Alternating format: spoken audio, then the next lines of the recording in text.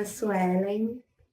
Eu gosto de me apresentar como Suelen Cloud Atlas, também conhecida como Neguinho do Buritimbau, ou Suelen Paim, ou Suelen Melo.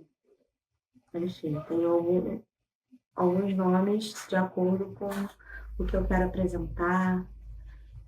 Gosto muito desse movimento, de ter nomes diferentes, né? De ter a possibilidade de ser pessoas diferentes também de uma pessoa. Hoje eu me encontro muito com essa ideologia, com essa filosofia de interseccionalizar mesmo. Perceber que eu sou mais de uma. Sou moradora do Complexo da Maré. E hoje, atualmente, moro na Baixa de Sapateiro, onde já foi tudo água. A Maré foi um lugar muito acolhedor e de reconstrução para minha avó, né? Ela veio embora de Maria da Graça, que era um lugar que ela morou por um tempo com o pai da minha mãe, meu avô biológico, que ela sofreu violência nesse casamento. Ela veio embora meio que fugida. E a Maré foi esse lugar que ela encontrou abrigo. Aqui ela conheceu meu avô, né? Que criou tanto meus tios, minha mãe, quanto me criou. Ela reconstruiu, né? Os sonhos dela, as perspectivas dela aqui nesse território. E sempre foi através de muita luta, nunca nada foi fácil. Ela me apresentou a Maré como ela conheceu, né? Havia também muita violência, muita insegurança. Estava se estabelecendo uma dinâmica armamentista mais extensiva naquela época, e aquilo ia crescendo diante dos olhos da minha avó, de muitas pessoas que vivem aqui na Maré há muito tempo, conseguem ter esse panorama de como aumentou, de como a violência ia aumentando, de momentos mais críticos do que outros. Teve uma situação em que a nossa casa foi baleada e houve um estilhaço de vidro para tudo quanto é lado, e era o vidro que ficava na janela, que ficava encostado no sofá, que eu ficava deitada. E a minha avó foi o meu escudo humano naquele episódio. É uma história que a família toda conta. Guardaram uma cápsula, né?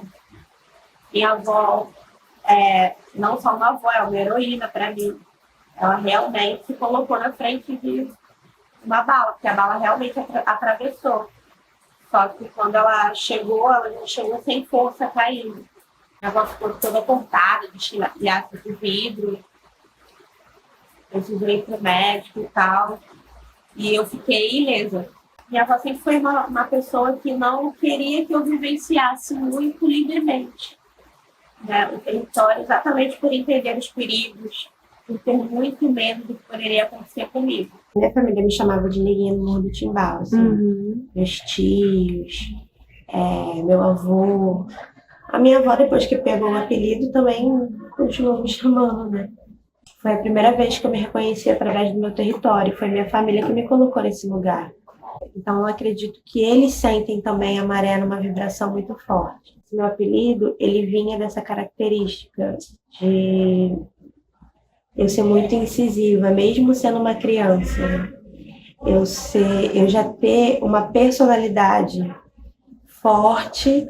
Então, eu lembro como eles me colocavam nesse lugar de barqueira, de favelada, né? Como se eles não fizessem parte da favela, mas eu sim.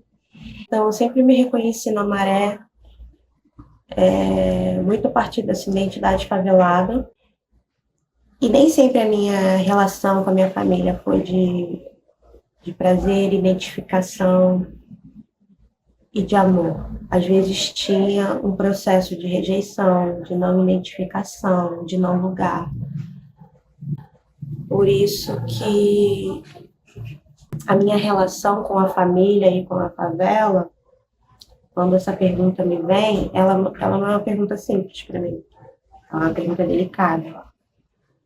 Porque não tem como a gente só, quando a gente para pensar em família, a gente só pensar em amor. Pelo contrário, pensa muito mais em dor. E quando a gente fala de um território que é altamente perseguido, obviamente que eu vou pensar na dor também. É um processo que, por exemplo, eu neguei no Morro do Timbal, quando eu tomei um pertencimento, foi libertador para mim, mas já houve momentos em que eu ouvi isso e doeu, mesmo sendo da minha família. Se reconhecer como negra numa favela é um lugar, sim, mas também é um não lugar. Né? Nós estamos aqui aquilombados, nos tiraram, nos arrancaram de uma outra realidade, de uma outra possibilidade, nos tiraram chances. Hoje eu consigo perceber que esse lugar aqui, ele é uma construção épica, porque é isso que é um quilombo. Ele se constrói a partir de uma guerra social. Não existe riqueza maior territorialmente do que uma favela. Porque ali existe um produto de resistência que em nenhum outro lugar. Porque se você tira de uma zona sul todo o conforto que ela tem, o que são daquelas pessoas? Será que elas vão saber se reconstruir? A riqueza está no fazer, está no agir. Aqui, a criação, ela circula de uma maneira muito intensa, porque muita gente considera a gente como nada. Você não é nada, você pode ser qualquer coisa. Essa questão das pessoas nos considerarem como nada, da dinâmica social, não ser esse território que vai ser direcionado, políticas públicas, investimentos para aparelhos, enfim, concretamente é disso que eu estou falando. Mas como não vem esse território assim, a gente tem que inventar o que fazer. Como muitas regiões periféricas do Rio de Janeiro. Mas a maré, ela tá na maré, né? Ela está na beira.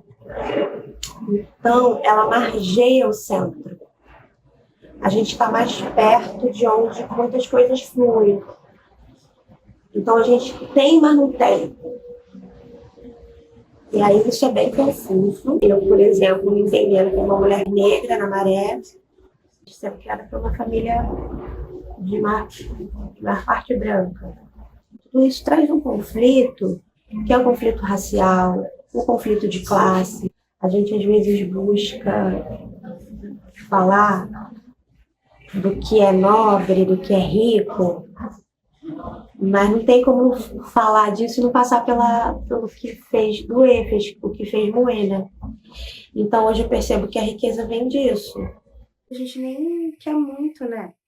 A gente quer uma casa própria, de repente um emprego que a gente consiga receber tranquilo para fazer uma compra que dure o mês inteiro, a gente poder, de repente, sair pelo menos uma vez no mês, dar uma saída maneira, tranquila, né? A gente possa consumir também e não ser só quem serve.